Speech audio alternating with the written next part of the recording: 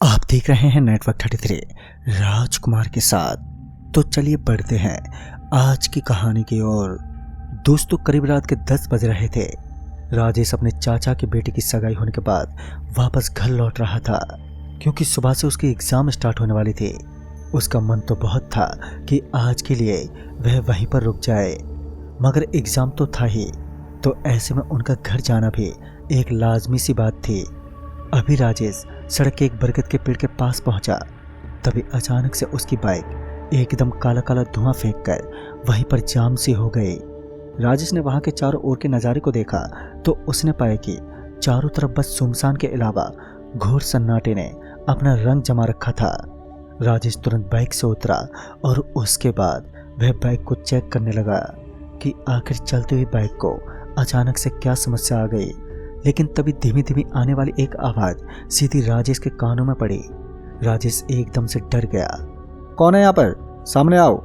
मगर केवल सन्नाटे और अंधेरी रात के अलावा चारों ओर केवल और केवल राजेश का डर और उसका खौफ था। एक बात अब राजेश को बहुत ही अच्छे तरीके से समझ में आ चुकी थी कि उसके लिए उस बाइक को ठीक करना बिल्कुल भी समझ की बात नहीं थी। राजेश ने तुरंत ही बाइक को बिना स्टार्ट किए वहां से आगे बढ़ना शुरू कर दिया। वह बरगद का पेड़ काफी घना और बड़ा था, क्योंकि वह काफी दूर में फैला हुआ था, लेकिन राजेश को इस चीज से कोई फर्क नहीं पड़ा। तभी उस बरगद के पेड़ के पास एक बहुत ही तेज किसी लड़की के चीखने की आवाज सुनकर राजेश एकदम पीछे की तरफ पलटा। राजेश जब पीछे की तरफ पलटा तो उसने वहां पर कुछ भी ऐसा नहीं देखा जिससे वह भयानक आवाजें आ सके। राजेश का दिमाग अब घूम चुका था, मगर राजेश अभी भी इस सोच में ही था कि आखिर यह आवाज आई तो आई कहां से। अभी यह सोचते सोचते राजेश थोड़ा आगे बढ़ा ही था कि अचानक से नाखुश बरगद के पेड़ के ऊपर से राजेश को ऐसा महसूस हुआ कि कोई वहां पर इस पेड़ की टहनियों के बीचों बीच बैठा हुआ है। इतनी रात गए उस पेड़ के पास जाने से उसको डर भी लग रहा था, लेकिन अब राजेश के पास सिर्फ एक ही चारा बचा था कि वह उस समय से किसी भी तरह वहां से निकल जाए। पर इतनी जल्दी ऐसा संभव नहीं था। मगर राजेश अभी वहां से लगभग 3-4 कदम आगे आया ही था, तब उसने सामने की तरफ से एक बूढ़े आदमी को आता हुआ देखा, और उसके बाद वह बूढ़ा आदमी सीधा राजेश के पास आकर रुका।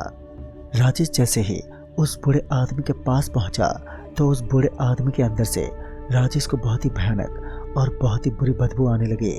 राजेश अभी भी उस आदमी को देख ही रहा था, तभी पीछे से एक आवाज ने राजेश का ध्यान तोड़ दिया। आवाज राजेश की बिल्कुल उल्टी दिशा से यानी कि पीछे से आ रही थी। जब राजेश पीछे की तरफ पलटा तो उसे कुछ भी दिखाई नहीं दिया, मगर जब राजेश की नज़र उसके बिल्कुल सामने पड़ी तो धीरे धीरे उसके दिल की धड़कनें तेज हो गई, क्योंकि अब उसके सामने कोई भी मौजूद नहीं था। राजेश की हालत अब खराब होने लगी, क्योंकि अभी अभी उसने बिल्कुल ठीक सामने एक बूढ़ा आदमी खड़ा हुआ देखा था, लेकिन इतनी सी देर में वह कहाँ गायब हो गया। एक बार जब राजेश की नज़र चारों तरफ पड़ी तो मानो उसके पैरों के नीचे से जमीन ही खिसक गई, क्योंकि वह जिस जगह पर था वह पहले वाली जगह पर नहीं था, क्योंकि वह वहां से लगभग 50 से 60 मीटर की दूरी पर खड़ा था। राजेश अपनी धीमी धीमी गति से चलते हुए आगे तो बढ़ रहा था, लेकिन बार बार उसके साथ ऐसे हादसे होना जरूर किसी न किसी बड़े हादसे के संकेत थे। फिर उसने जो देखा उसे देखकर मानो उसका दिल बुरी तरह से दहल गया, जो कि इस बार उसने देखा कि वह बूढ़ा आदमी अब उस बरगद के पेड़ के नीचे खड़ा हुआ नजर आ रहा था। वह अपनी हल्की हल्की मुस्कुराहट से राजेश को डराने की कोशिश में था, लेकिन इतनी घनी रात में एक इंसान के लिए इतना काफी होता है। राजेश अब यह बात बिल्कुल अच्छे तरीके से जान चुका था कि उसने इस जगह पर आकर बिल्कुल भी ठीक नहीं किया। इससे तो अच्छा होता कि वो कहीं दूसरे रास्ते से चला जाता, लेकिन जब मुसीबतों का पहाड़ उसने अपने सर पर उठा ही लिया था तो उसे अब उनके पार भी जाना था। उसके बाद राजेश अपने धीमे धीमे कदमों के साथ वहां से आगे बढ़ने की कोशिश करने लगा। तभी अचानक से कुछ उसके पैरों में आकर लग गया। फिर राजेश की नज़र जब उसके पैरों पर पड़ी तो मानो उसके मुंह से एक चीख सी निकल गई, क्योंकि इस बार उसने देखा कि उसके पैरों में उस बरगद के पेड़ की कुछ मालाएं थी, जो उसके पैरों में बहुत ही बुरी तरीके से फंस चुकी थी। वह लगातार कोशिश कर रहा था कि उसको उस जंगल से छुटकारा मिल जाए, मगर वो नाकाम था। फिर उसने देखा कि वह बरगद के पेड़ की माला उसे अपनी तरफ खींच रहे हैं और फिर वह माला उसे लगातार घसीटते हुए उस पेड़ के पास ले गई। जैसे ही वह उस पेड़ के पास पहुंचा कि उसे वहां से कुछ अजीब अजीब आवाजें आने लगी, मानो वहां पर कुछ अलग ही तरह की आवाजें थीं। उस आवाज को सुनकर राजेश की धड़कनें लगातार अब तेज होने लगी। उसे बहुत ही ज्यादा अब डर महसूस हो रहा था। अब उसे यह बात सब पता चल चुकी थी कि यह पेड़ कोई सामान्य पेड़ नहीं है। जरूर इस पेड़ के पीछे किसी न किसी बहुत ही बड़े राज का रहस्य छुपा हुआ है। जब उसकी नज़र सामने की तरफ पड़ी तो राजेश एकदम से सुन्न सा पड़ गया, क्योंकि उसने देखा कि उस पेड़ के ऊपर एक लड़की की लाश लटकी हुई थी। राजेश इस बात को अब अच्छे तरीके से समझ चुका था कि इस पेड़ के नीचे इस लड़के और उस बूढ़े आदमी का कोई ना कोई तो रहस्य जरूर है। उसने देखा कि उस लड़की की आंखें खुली हुई थीं। उसका डरावना चेहरा और भी भयानक रूप में था। राजेश हड़बड़ाते हुए पीछे की तरफ गिर पड़ा, लेकिन अब वह बूढ़ा आदमी भी अब वहां एकदम से प्रकट हो गया और फिर अचानक से उस बूढ़े आदमी के पैर राजेश की तरफ बढ़ने लगे, मानो आज राजेश का अंत निश्चित था। मगर तभी अचानक राजेश ने एक बहुत ही जोर की चीख अपने मुंह से निकाली और अपनी आंखों को बंद कर लिया। उसके बाद जब राजेश ने कुछ देर के बाद अपनी आंखें खोली तो वहां पर केवल और केवल बरगद का ही पेड़ था। चारों ओर सन्नाटा पहले की तरह ही पसरा हुआ था। तभी अचानक से जमीन के अंदर से दो हाथ उखड़ने लगे। राजेश इन सब बातों से अनजान चुपचाप अपने रास्ते की तरफ जाने ही वाला था कि तभी अचानक से उन दोनों हाथों ने राजेश के दोनों पैर पकड़ लिए। राजेश धड़ाम से नीचे गिर पड़ा। राजेश की हालत बद से बदतर होने लगी। अब राजेश जोर जोर से चिल्लाता रहा, लेकिन उस रास्ते के आसपास दूर दूर तक कोई भी मौजूद नहीं था। राजेश की चीख पुकार सुनने वाला वहां पर चारों तरफ कोई भी नजर नहीं आया।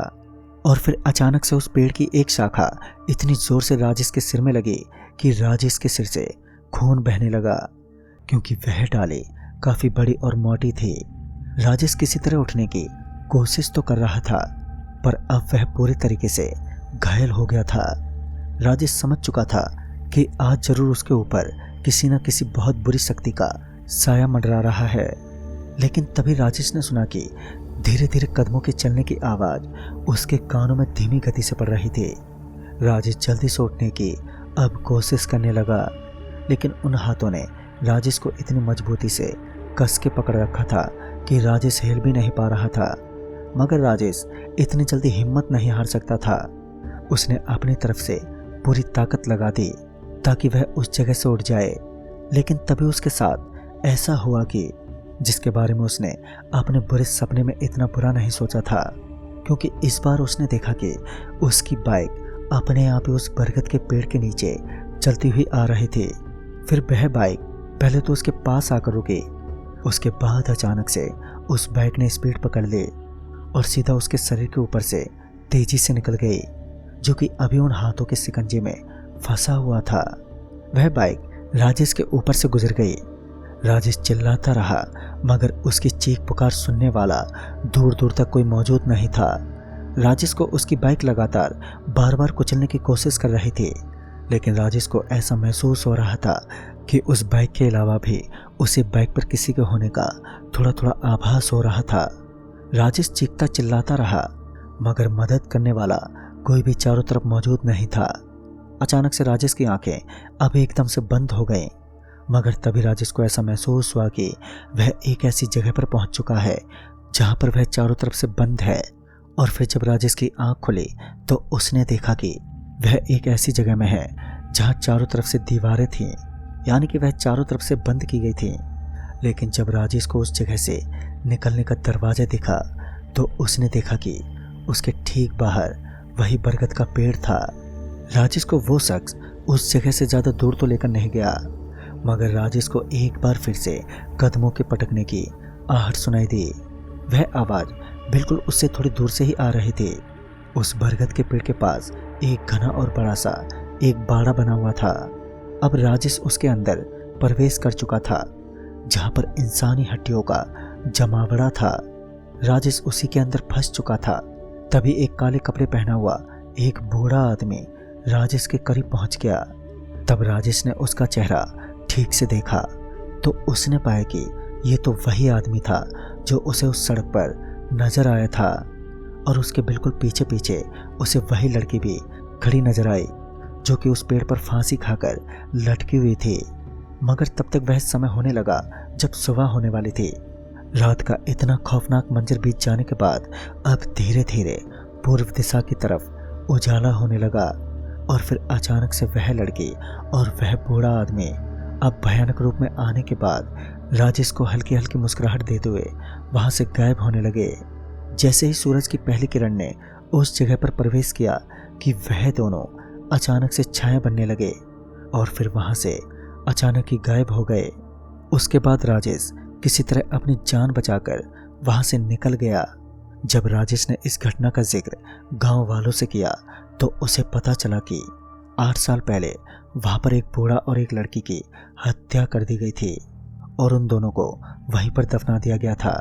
दरअसल कुछ बदमाशों ने पहले उस लड़की के साथ गलत हरकत की, और जब उसके पिता ने उसे बचाने की कोशिश की तो पहले तो उस बूढ़े आदमी का खात्मा कर दिया गया, और उसके बाद उस लड़की को उस बरगद के पेड़ पर लटकाकर जान से मार दिया गया। उसके बाद उन दोनों को वहीं पर दफन कर दिया गया था। लेकिन राजेश की किस्मत अच्छी थी कि जल्दी सुबह के वक्त वो अपनी जान बचाकर वहीं पड़ा रहा, वरना शायद उसका बचना भी नामुमकिन था।